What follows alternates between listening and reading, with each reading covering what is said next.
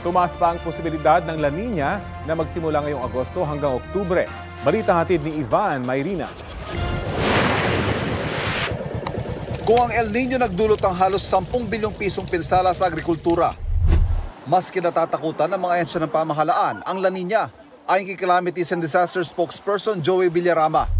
Ang focus po ngayon in terms of the agriculture sector is water management. Tinuturuan po ng mga farming methods sa mga magsasaka para kung sakaling mapuno ng tubig ang kanilang mga palayan, ang kanilang mga sakahan, matcha-channel nila yung tubig na yon para hindi po malunod yung ating mga pananim.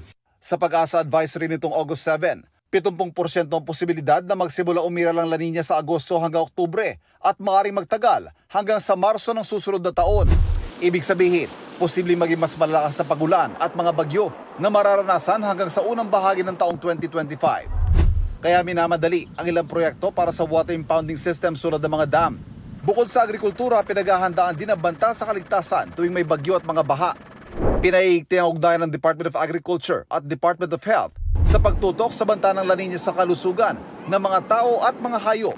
Lalo't sabi ng DA, dahil sa mga pagbaha, kaya dumami ang mga kaso ng African Swine Fever. Panawagan ng Samahang Industriya ng Agrikultura o SINAG, tutukan ng mga checkpoint at bakunahan kontra ASF bago pumasok ang La Nina. Ang importante is yung biosecurity and yung checkpoint natin dapat ayusin and bantayan yung pag-transport ng mga baboy sa other places. If magiging aggravating factor ang bagyo, ang pagbabaha, ang ulan sa pagkalat ng disease, whether sa livestock, sa mga hayop o sa mga tao, definitely pag-uusapan yan.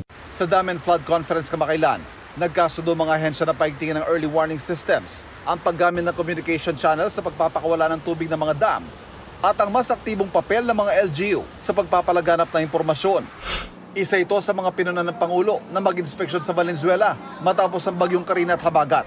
Kailangan single at saka unified yung source of information para hindi malito yung mga tao. Number 2, the importance of the local government units in disseminating the information and the instructions. Sa Metro Manila, patuloy ang apela ng pamahalaan sa mga mamamayan na maging bahagi ng solusyon at huwag palalain ang problema ng basura na isa sa mga pangunahing dahilan ng mga pagbaha.